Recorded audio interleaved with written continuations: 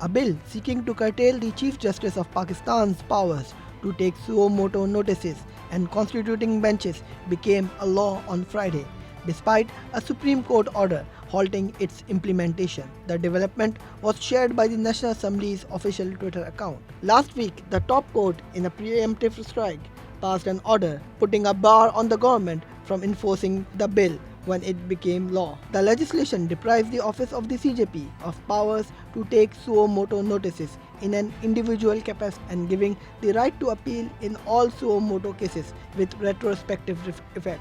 The law states that a three-member bench comprising the Chief Justice of Pakistan and the two senior-most judges of the Apex Court will decide whether or not to take up a matter suo motu. Previously, this was solely the prerogative of the CJP.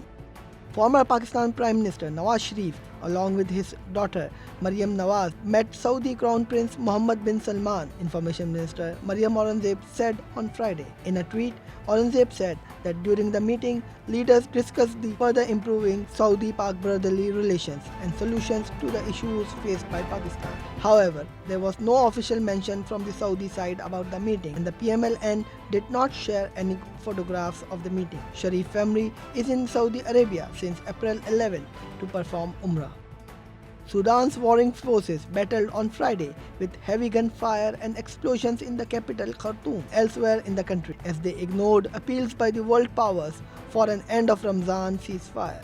More than 300 people have been killed and thousands wounded since the fighting erupted Saturday between forces loyal to Sudan's army chief Abdul Fattah al-Burhan and his deputy Mohammed Hamdan Daglo, the commander of the powerful paramilitary Rapid Support Forces, who is commonly known as Hemeti. The Central Committee of Sudan doctors said that overnight, as the Eid al-Fitr celebrations marking the end of Ramadan began, several areas of Khartoum were bombed and reported shelling and clashes for 6 straight nights. Khartoum has seen some of the fiercest fighting, with airstrikes and tanks firing in densely packed districts, with most of its 5 million people sheltering at home in baking heat without electricity, food or water. Communications are heavily disrupted. Both UN Secretary General Antonio Guterres and US State Secretary Antony Blinken called separately for a ceasefire of at least 3 days to mark Eid, as explosions and gunfire resounded in Khartoum.